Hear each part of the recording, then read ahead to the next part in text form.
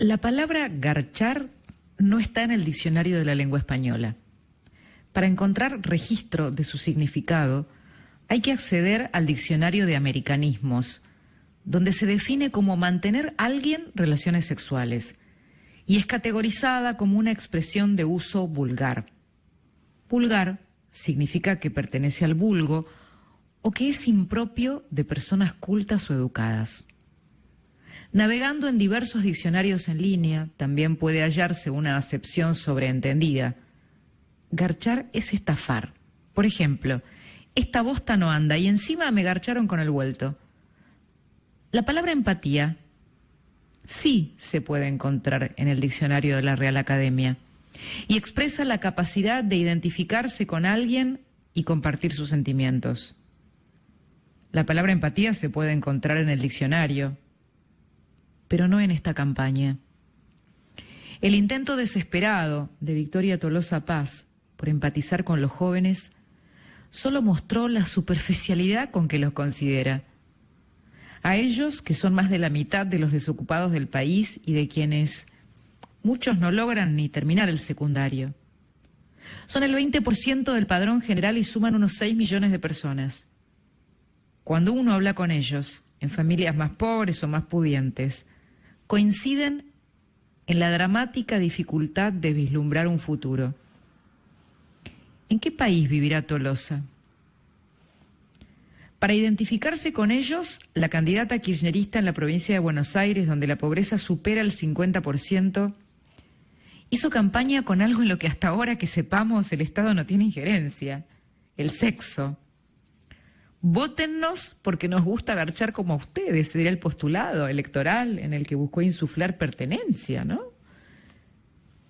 Si no es por una alarmante escasez de ideas o una insultante frivolidad en su búsqueda, digamos, discursiva, se esconde una inquietante admisión. Si tienen que apelar al goce sexual, quizás no tienen mucho más que ofrecer, ni tampoco mucho más que celebrar. Y peor, ¿no se preguntó Tolosa antes de hablar de sexo si podía ofender o violentar a quienes siguieran la entrevista? ¿Si podía darles pudor? ¿Si había alguna víctima de violencia sexual en la audiencia o madres adolescentes? La historia política argentina no está exenta de los cotilleos sobre las alcobas o de las licencias sensuales del poder. Pero si esta frase la decía un hombre, lo tildaban mínimamente de machirulo, de cosificar a los demás y no sé qué otra cosa.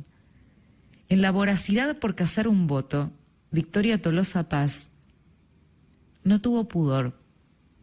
Su ejercicio de empatía fue hablar de garchar.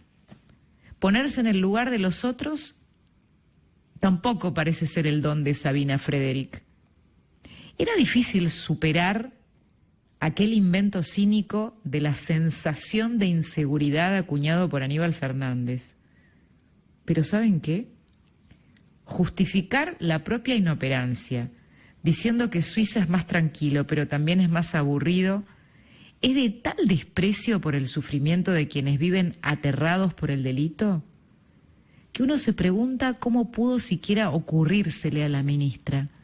¿Cómo no tuvo un umbral de contención entre la conciencia y la lengua? La gente no se aburre en el conurbano, ministra, claramente, pero no porque se divierta. Está demasiado ocupada en intentar que no la maten cuando va a trabajar o cuando vuelve a su casa. Está asediada por los narcos. Vive presa en sus casas. No tienen ciudadanía francesa como usted. Aunque eso no sirva ni para que usted pida disculpas a las víctimas de la inseguridad por banalizar su sufrimiento. Los comentarios indolentes de Frederick y Tolosa desnudan el divorcio con el sufrimiento de la gente. Y que en el lenguaje, que es la materia con que la política teje confianza, no les sale ni piedad, ni comprensión, ni responsabilidad. Tendrían que pedir perdón, pero no sienten ni vergüenza. No la sienten. Eso no se inventa.